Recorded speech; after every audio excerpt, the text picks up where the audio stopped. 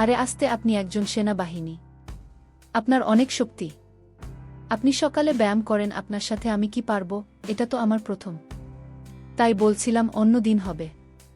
আমার সেনাবাহিনী স্বামী তো আমার কোনো কথাই মানতে রাজি ছিল না। সে তখন আমাকে ধাক্কা দিয়ে বিছানায় ফেলে দিল। বন্ধুরা, মূল ঘটনাটি শুরু করার পূর্বে তোমাদের কাছে ছোট একটা রিকোয়েস্ট, তোমরা যারা এখনও আমার চ্যানেলটি সাবস্ক্রাইব করনি তারা চ্যানেলটি সাবস্ক্রাইব করে পাশে থাকবে। এবার আসল ঘটনাটি শুরু করি। আমার নাম ফারজানা। বিয়ের দিন বাসর রাতে জানতে পারি যে আমি নাকি মা হতে চলেছি। কিন্তু এটা কি করে সম্ভব? কারণ বিয়ের আগে তো আমি কখনো কোনো অচেনা ছেলের সঙ্গে কথা বলা তো অনেক দূরের কথা। আমি তো কোনো আলগা ছেলের সঙ্গে কথা বলতে ভয় পেতাম। আমার বিয়ে একজন সেনাবাহিনীর সঙ্গে হয়েছিল বাসর রাতে। আমি যখন মুখে ঘোমটা টেনে ও মনে অনেক আশা নিয়ে আমার সাহসী সেনাবাহিনী স্বামীর অপেক্ষায় বসেছিলাম, তার কিছুক্ষণ পরেই আমার স্বামীর বাসর রাতে ভিতরে এসে দরজা ভেতর থেকে বন্ধ করে দিয়ে আমার কাছে এসে বলল, ফারজানা, আজ আমাদের প্রথম রাত। তাই আমি রাতটাকে চিরস্মরণীয় করতে চাই। আর সেই জন্যই আমি প্রথমেই তোমাকে একটা উপহার দিয়ে খুশি করতে চাই। এই বলে আমার স্বামী যখন আমার হাতে একটা সুন্দর দেখে সোনার আংটি উপহার হিসেবে দিয়েছিল, তখন আমি ভীষণ খুশি হয়েছিলাম। তারপর স্বামী আমার মুখে ঘোমটা তুলে আমার দিকে তাকিয়ে বলল, মাশাল্লাহ ফারজানা, তোমাকে আজ ভীষণ সুন্দর দেখাচ্ছে। স্বামী আমার সৌন্দর্যের কিন্তু অনেক প্রশংসা করেছিল। স্বামীর কথা শুনে আমি তো খুশিতে লজ্জায় লাল হয়ে গেছিলাম। স্বামী যখন আমার পাশে এসে বলল, ঠিক তখনই আমার সঙ্গে এমন একটা ঘটনা ঘটে যে আমার পুরো জীবনটাই পাল্টে যায়। আসলে প্রথম রাতে স্বামী যখন আমার সাথে, তখন আমি অজ্ঞান হয়ে গেছিলাম। প্রথমে আমার মুখে পানির ছিটা দিয়ে আমাকে জাগানোর অনেক চেষ্টা করেছিল। তারপরেও আমার যখন জ্ঞান ফিরে আসেনি, তখন বাধ্য হয়ে বাড়িতে একজন ডাক্তারকে ডেকেছিল এবং ডাক্তারই যখন আমার চেকআপ করেছিল, তারপরে যা বলেছিল সেটা শুনে তো আমি এবং আমার শ্বশুরবাড়ির লোকেরা সবাই খুব আশ্চর্য হয়েছিল। কারণ ডাক্তার বলেছিল আমি নাকি মা হতে চলেছি। কিন্তু এটা কি করে সম্ভব? ডাক্তারের কথা শুনে আমি তো হতভম্ব হয়ে গিয়েছিলাম। তারপর ডাক্তারের কথা শুনে তো আমার শ্বশুরবাড়ির লোকেরা আমার চরিত্রের উপরে লাঞ্ছনা লাগাতে শুরু করেছিল। আসলে আমরা 3 বোন ছিলাম এবং আমি বাসার বড় মেয়ে ছিলাম। আমি তো খুব লাজুক স্বভাবের মেয়ে ছিলাম। কলেজের পড়াশোনা পুরো করার পরে আমার আব্বু সাগর নামের একটি ছেলের সঙ্গে আমার বিয়ে পাকা করেছিল এবং আমার হবু স্বামী পেশায় একজন সেনাবাহিনী ছিল। আমার হবু স্বামী সাগরের চাকরি দেখেই তো আমার আব্বু তাকে আমার জন্য পছন্দ করেছিল। আমার বিয়ের কথাবার্তা চলাকালীন হবু স্বামী কিন্তু বলে দিয়েছিল যে বিয়েতে কোনো রকম যৌতুক নেবেন না। এই বিয়েতে আমাদের দূর সম্পর্কের এক খালা ঠিকঠাক করেছিল। বিয়ে পাকা হওয়ার আগে খালা আমার অভিভাবকদের বলেছিল যে তারা নাকি অনেক ভালো মানুষ। বিশেষ করে আমার খালা হবু শাশুড়ির ব্যাপারে বলেছিল যে উনি নাকি কোনো যৌতুক নেবেন না এবং আমাকে শুধুমাত্র 2 জোড়া কাপড়ে বিদায় করে শ্বশুরবাড়িতে নিয়ে যাবেন।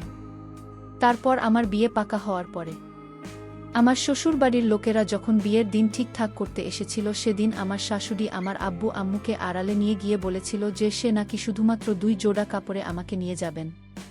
কিন্তু ওই সময় আমার আব্বু আম্মু তো আমার শাশুড়ির কথার মানেটা বুঝতে পারেনি। আসলে উনি তো সব কিছুই ডবল করে চেয়েছিলেন।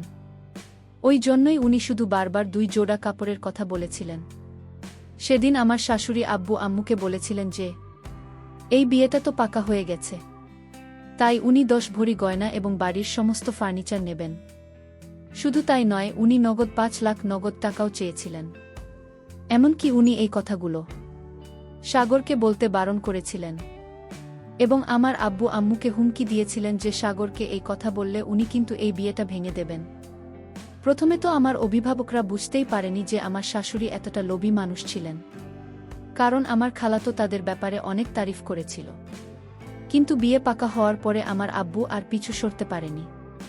কারণ আমাদের যখন থেকে দেখাশোনা শুরু হয়েছিল তারপর থেকেই কিন্তু সাগর প্রায় প্রত্যেক দিন আমাদের সবার সঙ্গে দেখা করতে আসত এবং সে কিন্তু সত্যিই একজন খুব ভালো মানুষ ছিল। সে তো এই ব্যাপারে জানতেন না যে তারা মা ভেতরে ভেতরে আমার আব্বার কাছে এতগুলো যৌতুক চেয়েছিল। এদিকে সাগর যেদিন প্রথম আমাকে দেখতে এসেছিল সেদিন সে আমাকে পছন্দ করে ফেলেছিল।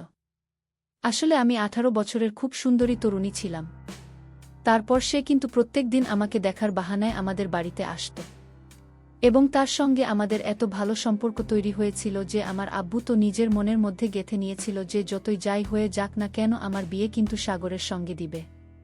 এদিকে আমার হবু শাশুড়ি তো ভেতরে ভেতরে আমার আব্বুর কাছে এতগুলো যৌতুক চেয়েছিল, সেটা তো আমরা জানতামই না।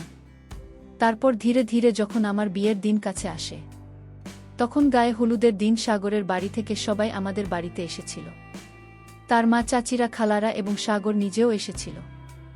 সে তো সবসময় আমার সঙ্গে দেখা করারও কথা বলার বাহানা খুঁজতে গায়ে হলুদের দিন তাদের তরফ থেকে আমার জন্য তারা জামাকাপড় ও কিছু গয়না এবং গায়ে মাখানো হলুদ নিয়ে আমাদের বাড়িতে এসেছিল। আমার বিয়ের দিন দেখতে দেখতে চলে এসেছিল একদিকে। আমি তো খুবই খুশি ছিলাম এটা ভেবে যে আমি এত ভাল ছেলেকে নিজের জীবনে পেয়েছি। না হলে এখনকার যুগে তো প্রত্যেকটা চাকরি আর ছেলে যৌতুক নেওয়ার জন্য নিজেদের মুখ খুলে বসে থাকে। কিন্তু সাগর একজন সেনাবাহিনী হওয়া সত্ত্বেও সে আমার আব্বুর কাছে কোনো রকম যৌতুক নিতে চায়নি। সে নিজেই আমার আব্বুকে বলেছিল, আপনার মেয়েকে আমার বউ হিসাবে নিজের বাড়িতে নিয়ে যাব। এটাই স্বামী কথা ছিল। আপনি যে নিজের মেয়েকে আমার হাতে সঁপে দেবেন, এটা অনেক। কিন্তু তার মাঝেই ভেতরে ভেতরে আমার শাশুড়ি যে আমার আব্বুকে মানসিকভাবে চাপ দিয়েছিল যৌতুকের জন্য, সেটা তো আমরা কেউ জানতাম না। এদিকে বিয়ের আগেই সাগরে ভালোবাসা পেয়ে আমি তো তাকে মন থেকে নিজের স্বামী রূপে গ্রহণ করে ফেলেছিলাম এবং আমি খুব খুশি ছিলাম শ্বশুর বাড়ি যাওয়ার জন্য। কিন্তু অন্যদিকে আমার আম্মু, আব্বু ও বোনেদেরকে ছেড়ে যাওয়ার একটা কষ্ট আমার মনের মধ্যে ছিল। কারণ আমরা 3 বোন সব সময় একসঙ্গে থাকতাম এবং আমি আমার ছোট 2 বোন এদের খুবই ভালোবাসতাম। সেদিন সাগর যখন আমাদের গায়ে হলুদের দিন আমাদের বাড়িতে আসে, সেদিন সে সবার চোখে ধুলো দিয়ে আমাকে একটা ঘরের মধ্যে নিয়ে গিয়ে এটাই আমার সঙ্গে কথা বলেছিল এবং সে নিজের এমনকি বলেছিল, আর মাত্র একদিন তারপরে আমাদের অপেক্ষায় অবসান ঘটবে এবং আমি তোমাকে নিজের করে নেব। 1 মাস ধরে অপেক্ষা করেছি এই দিনটার জন্য। সেদিন আমিও কিন্তু থাকতে না পেরে সাগরের সাথে আমাদের বাড়িতেও সেদিন অনেক আত্মীয়রা ছিল। আমার চাচি ও খালার, আমিও, মামারা, ঘর ভর্তি লোকজন ছিল এবং তারা কেউ বুঝতেই পারেনি যে বিয়ের আগের দিন রাতে যখন বাড়িতে প্রোগ্রাম হচ্ছে, তখন আমি চেয়ারে বসে সবার আনন্দ ফুর্তি দেখছিলাম এবং আমার ছোট বোন আমার হাতে মেহেন্দি লাগিয়ে দিচ্ছিল। ঠিক ওই সময় আমার মেজ বোন মানে আয়েশা আমার জন্য 1 গ্লাস শরবত নিয়ে আসে। সে যখন খুব ভালোবাসে আমাকে সর্বদা খাইয়ে দিয়েছিল, তখন আমার ইচ্ছে না থাকা সত্ত্বেও আমি ওই গ্লাসের শরবতটা খেয়ে নিয়েছিলাম। কিন্তু শরবত খাওয়ার আধ ঘন্টা পরে জানি না আমার হঠাৎ করে কি হয়েছিল। আমি তো শরবত খাওয়ার পরে বেহুশ হয়ে গিয়েছিলাম ওই সময়। কিন্তু আমার শ্বশুর বাড়ির লোকজনেরা সবাই আমাদের বাড়িতেই ছিল, এমনকি আমার হবু স্বামী আমাদের বাড়িতেই ছিল। তারপর আমাকে বেহুশ হতে দেখে তো আমার বাড়ির লোকজন ডাক্তারকে বাড়িতে ডেকে নিয়ে এসেছিল। ওই সময় ডাক্তার যখন আমার চেকআপ করছিল, তখন আমার হবু শাশুড়ি তো আব্বু আম্মুকে যা ইচ্ছে তাই বলে অপমান করেছিল। এমনকি উনি তো কিছু না জেনে বুঝে আমার আব্বুকে বলেছিলেন যে, আপনার মেয়ে এভাবে হঠাৎ করে মাথা ঘুরে কেন পড়ে গেছে? আপনার মেয়ে আবার মা হতে চলেছেন না তো? আমার তো মনে হচ্ছে আপনার মেয়ে চরিত্রহীন। আমার তো মনে হচ্ছে আমি যেটা সন্দেহ করছি সেটাই সঠিক হবে।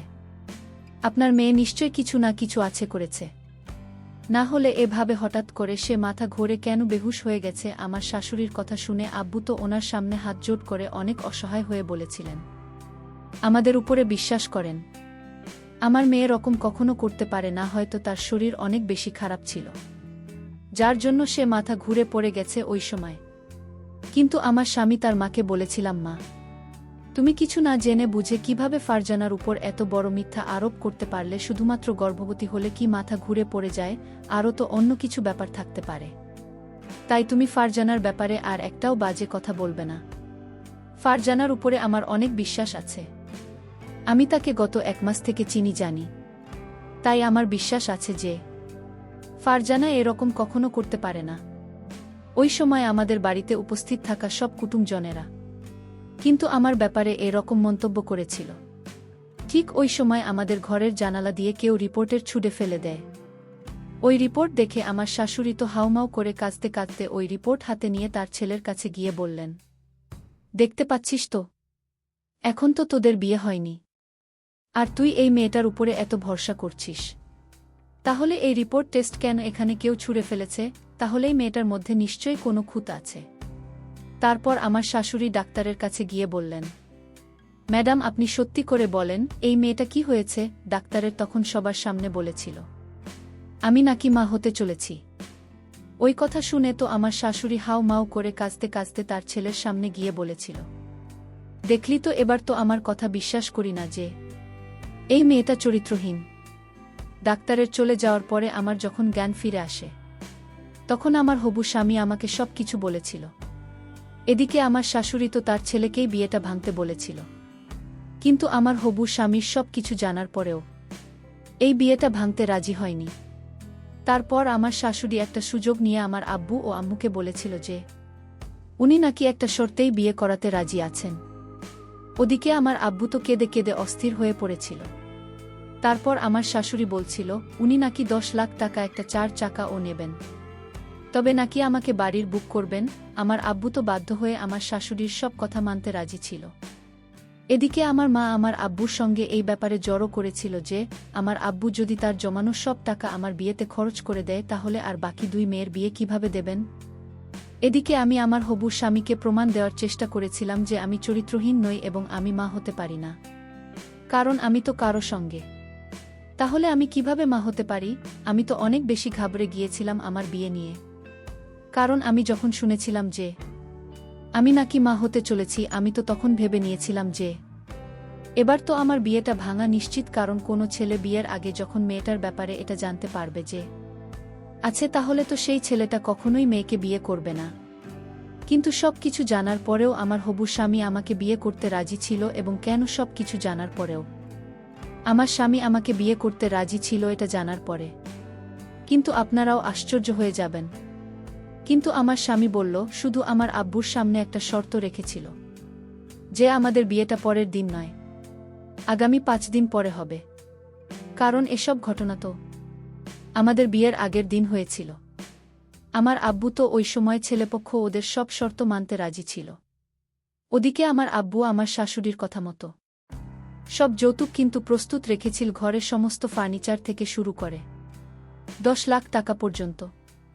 এমনকি মোবাইল ফোন আমার শাশুড়ি যৌতুক হিসেবে চেয়েছিল, এবং সেই সমস্ত যৌতুক আমার বাবা উপরের একটা ঘরে রেখেছিল এবং সেই ঘরের আলমারির ভিতরে 10 লাখ টাকা রেখেছিল। কিন্তু পরের দিন সকালে আমার বাবা যখন ওই ঘরটা খুলে দেখে, তখন দেখি যে আমার বিয়ের সমস্ত যৌতুক সেখান থেকে উধাও ছিল। এমনকি আমার বিয়ের 10 ভরি গয়না, 10 লাখ টাকা সব কিছু উধাও ছিল। এবং আবু তখনই বুঝতে পেরেছিল যে আমাদের বাড়িতে চুরি হয়েছে। আমার আব্বু তো হাউমাউ করে কাঁদতে কাঁদতে বাধ্য হয়ে আমার হবু স্বামীকে ফোন করে সব কিছু বলেছি। তারপর আমার হবু স্বামী আমাদের বাড়িতে এসে আমার আব্বুকে সামনে ছিল এবং আমার আব্বুকে বলেছিল আপনি একদম চিন্তা করবেন না, আপনি সব কিছু আমার উপর ছেড়ে দেন, এবং এই সব কিছুকে করেছে তাকে ধরার দায়িত্ব আমার। এমনকি আমার স্বামী সেদিন জানতে পেরেছিল যে এতগুলো যৌতুক তার মা আমার বাবার কাছ থেকে চেয়েছিল, এবং এটা জানতে পেরে তার পরের দিন সকালে আমার স্বামী আমাদের বাড়িতে সবাইকে ডেকেছিল। তারপর আমার স্বামী সবার সামনে তার মায়ের উপরে রাগ করে ওনাকে অনেক কথা শুনিয়েছিলেন এবং বলেছিলেন আমি একজন সেনাবাহিনী, আমি সৎভাবে নিজের কাজ করি, আর আপনি একজন সেনাবাহিনীর মা হয়ে কিভাবে তাদের কাছে যৌতুক চাইতেই পারেন? আপনার একটুও লজ্জা বোধ হলো না এই অপরাধটা করতে? আমি তো আপনাকে আগেই বলেছিলাম যে আমি যেখানে বিয়ে করি না কেন আমি কোনো যৌতুক নেবেন না। তা সত্ত্বেও আপনি শ্বশুরমশাইয়ের উপরে চাপ দিয়ে এই জঘন্যতম কাজটা করেছেন। এটার জন্য আমি আপনাকে শাস্তি দেব। তখন আমার শাশুড়িকে দেখে তার ছেলেকে বলেছিল, আমি তোর মা, তুই আমাকে শাস্তি দেবি? আমি তো ওই সময় মাথা নিচু করে চুপচাপ দাঁড়িয়েছিলাম, কারণ আমি তো কিছুই বুঝতে পারছিলাম না যে আমার বিয়ের দিনে এসব কি হচ্ছিল। এবং কেউ তো ছিল যে আমার ক্ষতি চাইছিল, কিন্তু কে বা কারা চায়নি যে আমার বিয়ে একজন সেনাবাহিনীর সঙ্গে হয়? আমি তো স্বপ্নেও ভাবতে পারিনি যে আমার বিয়ের দিনে আমাকে এসব কিছু দেখতে হবে। তারপর আমার হবু শাশুড়ি অনেক এগিয়ে আমার দিকে আঙুল দেখিয়ে বললেন, এই সব কিছু তো এই মেয়েটার জন্যই হচ্ছে। এই মেয়েটা যখন থেকে আমাদের জীবনে এসেছে তখন থেকে একটার পর একটা ঘটনা ঘটেই চলেছে। ওদিকে আমার আব্বু তো মাথায় হাত দিয়ে বসে পড়েছিল, তার তো কথা বলার মতো অবস্থা ছিল না।